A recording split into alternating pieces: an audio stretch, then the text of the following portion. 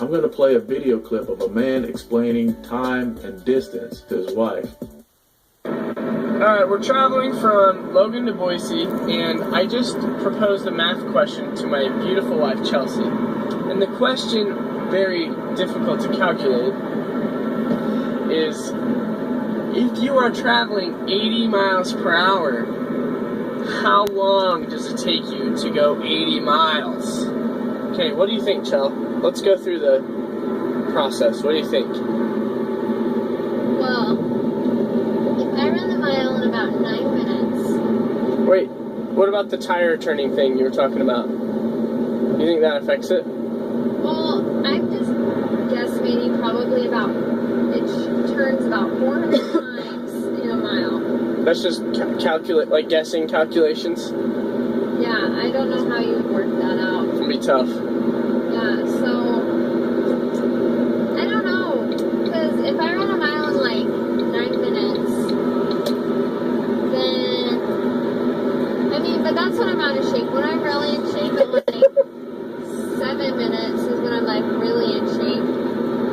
And that takes me a mile. And we're going 80 miles. I'm running at about probably 10 miles per hour, if that. Yeah. And that's pretty fast for a human being, I think. But, I mean, it's gotta take at least like 58 minutes or something. 58 minutes? It's pretty close. To go 80 miles. Do you want to know what the answer is? What? Think about 80 miles per hour. Yeah. So how long does it take me to go 80 miles if I'm traveling 80 miles per hour? You are driving faster than a minute a mile. Yeah, totally. So I would whack 80 in half, and that's 40. Because, I mean, you're probably going 2 minutes a mile. Just whack it in half. Well, it depends on, I mean, some cars' tires turn faster than others. Yeah, it definitely affects it. Because, I mean, I think a truck probably is slower because it weighs more. Mm-hmm.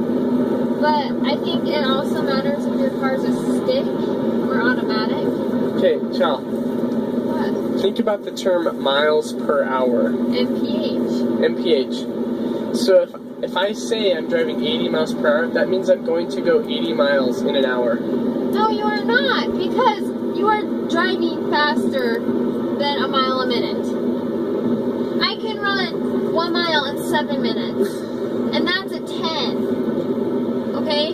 So, I mean, that's booking it too. Okay, so if I'm going 60 miles per hour, then it'll take about 30 minutes. I would just cut it right in half. I'm trying to explain the answer, but... Well, you are not making sense because I make sense. You do not make sense. Now notice how the first thing she goes to is relating it to herself. Well, I can go run 7 miles an hour if I'm in shape, or if I'm not in shape, it takes me 9 minutes to run a mile, and so on and so forth. It's all about her, and the world revolves around her. It has nothing to do with, I don't know, objective math or science or anything like that. It's how she perceives the world. And then even after he explains the facts of that, if you're traveling at 80 miles an hour, it takes you an hour to go 80 miles. That's just a fact. And then she's so solipsistic that she doesn't even accept it. It doesn't even register. She doesn't go, oh, of course, how silly of me. She reverts back, collapses back into her navel and says, well, that doesn't make sense. You don't make sense. I make sense. Incredible. Men often bang their heads against the wall trying to understand so-called female logic, not realizing that this logic fallacy is based on women's feelings, not fact. Something else I want to mention is that I'm not saying that this solipsistic logic never applies to men. I'm saying that it is more of an innate female characteristic. And not all women are equally solipsistic. For example, I've worked with many female engineers that are skilled at rationally coming to conclusions using logic. And these women tend to be, not very solipsistic. I mean, the scale can range from, 1 to 10. Depends on the woman. But as a general rule, women tend to be solipsistic and have a hard time separating facts from their feelings.